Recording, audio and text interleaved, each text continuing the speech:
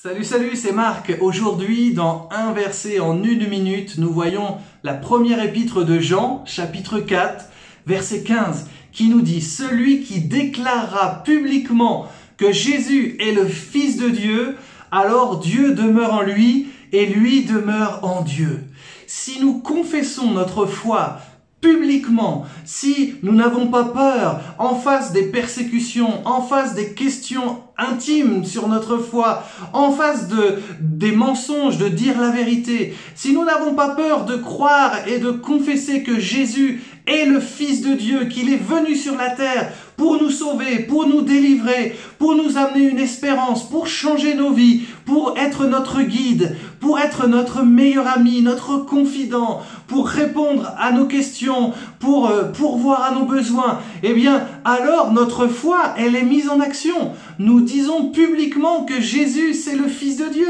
C'est celui que nous avons accepté pour être notre Seigneur. Et nous vivons une nouvelle vie. Nous vivons alors la présence de Dieu en nous. Dieu demeure en nous. L'Esprit de Dieu a fait de nous son temple. Et alors nous pouvons vivre la joie de Dieu, la félicité de Dieu, porter beaucoup de fruits, être des vrais représentants de Jésus-Christ sur cette terre. Parce que nous avons accepté Jésus-Christ comme notre Seigneur et Sauveur. Oh, comme c'est merveilleux de voir la gloire de Dieu se manifester en nous lorsque nous déclarons publiquement que nous appartenons à Christ. Nous prenons position en face du péché, en face de l'immoralité, en face de cette société qui parfois est complètement à la renverse de la volonté de Dieu. Nous nous plaçons par la foi parce que nous sommes agréables à Dieu. Ce n'est que par la foi que nous pouvons être agréables à Dieu.